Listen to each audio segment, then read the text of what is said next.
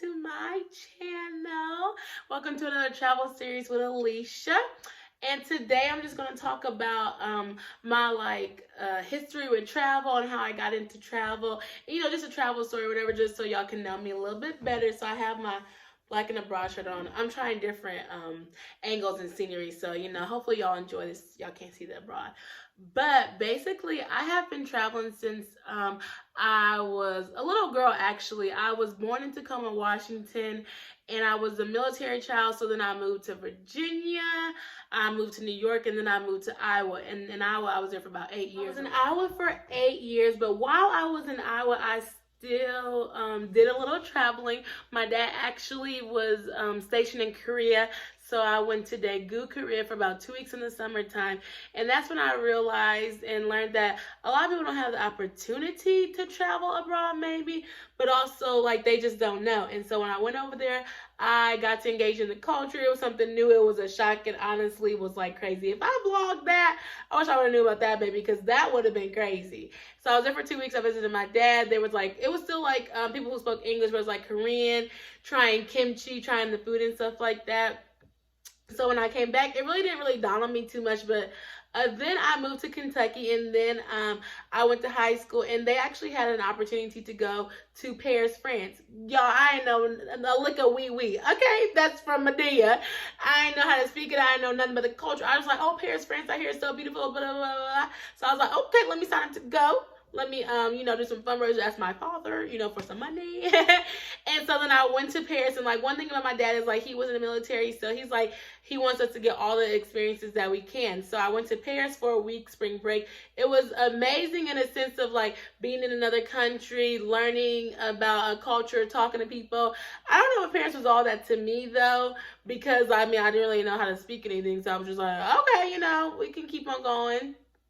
It was kind of dirty, and it was crazy when I seen how healthcare was over there and the different things, the poverty, and how much people hype it up. And I'm it's such a crazy thing, because when I get older, you can see it's everywhere. Poverty is everywhere. When I was in high school, I really didn't know too much about it.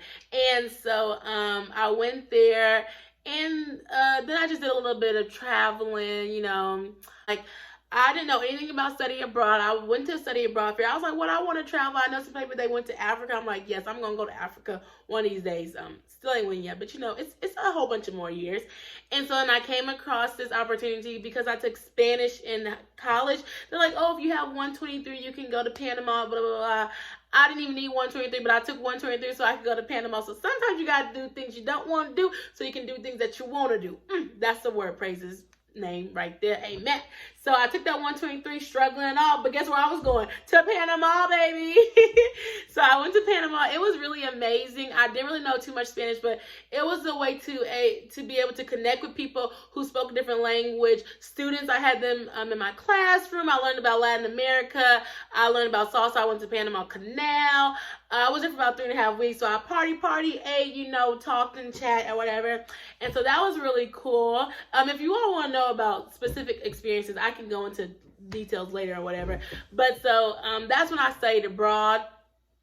And then a year and a half later, I actually got to study abroad again in Trinidad and Tobago. And I was a Pan-African Studies major. So that was me being able to go learn about the Black Power movement, going and go get a little Afro Trinidadian, go get some more of that culture, learn the dances, the different events that they had. It was during Emancipation, I guess it was Emancipation Day. I did that parade. That was a long parade. But them 3 weeks, it was leading up to Emancipation Day. So it was all these festivals, all these food things, and all these party things that were going on. So it was a way to connect and get into the culture. And then a couple years later, my parents wanted us to get an experience because they started going on cruises. So they gave us an experience, and we went to the Bahamas. And so that's how I got into cruises, and I've been on 2 cruises right now. And so really travel has broadened my horizon. Being a military child, being able to travel around the world, I don't know why I'm rocking. It has really been able to gain me some experiences that I know other people who haven't had experiences.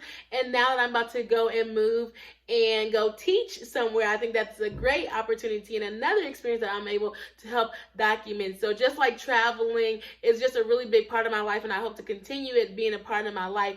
And I just wanted to come and just talk about and document how, like, being a military child, I traveled, and how even if you're not a military child, you can still travel, you can still study abroad, you can still go on them cruises, you can find other ways. There's groups, there's all these other things to do that you can travel.